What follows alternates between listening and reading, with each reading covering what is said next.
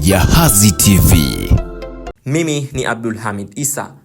Mtazamaji, kilimo ni sanaa ya sayansi ya kulima udongo, kupanda mazao na kufuga mifugo, ikijumuisha utayarishaji wa mazao ya mimea na wanyama kwa ajili ya watu kutumia na kusambaza masokoni. Kilimo hutoa zaidi ya chakula na vitambaa duniani. Mtazamaji, kuna aina mbalimbali za kilimo, lakini pia kilimo kina faida na hasara.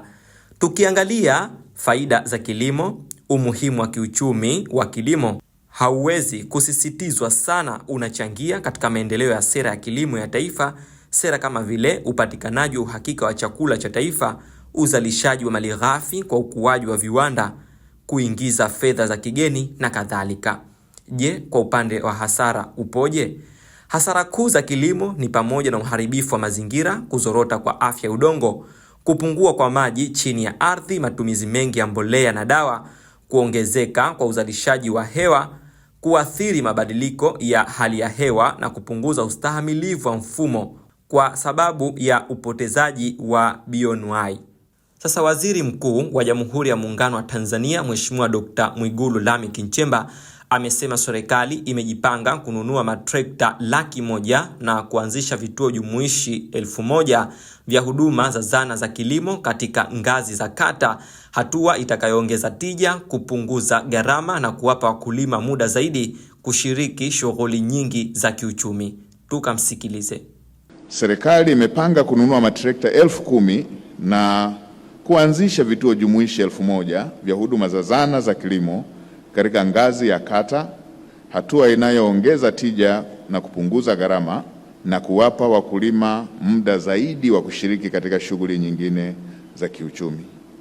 Naipongeza FAO kwa kuanza mchakato wa kuanzisha kituo cha umahiri wa zana za kilimo barani Afrika, na nitumie fursa hii kuwakaribisha Tanzania, lakini pia kuwatangazia kuwa serikali ya Tanzania iko tayari kutoa eneo na ushirikiano kamili kwa ajili ya uanzishwaji wa kituo kama hicho hapa nchini.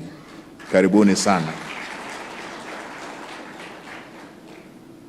Wakati mkuu wa mkoa anaongelea ile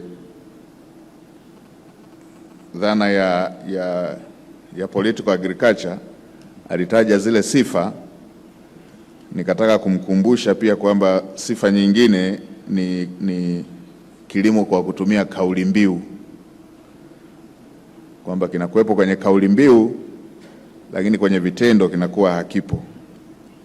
Daktari Samia Suluhu Hassan, Rais wa Jamhuri ya Muungano wa Tanzania, alichukua hatua kubwa zaidi za kutoka kwenye kauli mbiu na kwenda kwenye vitendo kwa kuongeza bajeti ya kilimo kwa zaidi ya mara 5 ndani ya kipindi cha miaka 4, na kuchukua hatua hizi ambazo baadhi ya maeneo tumetoka kuyaainisha yanayohusiana na zana za kilimo. Na zana peke yake zikiwa hazitoshi kufanya kazi hiyo, Daktari Samia Suluhu Hassan aliongeza bajeti kwenye masuala ya umwagiliaji ambayo yameongezea Tanzania miradi inayohusisha umwagiliaji kutoka takriban miradi 13 kwenda miradi zaidi ya 780. Hivyo kwenye utoshelevu wa mbegu bora pamoja na mbolea. Nikiripoti, mimi ni Abdul Hamid Isa wa Jahazi TV. Jahazi TV.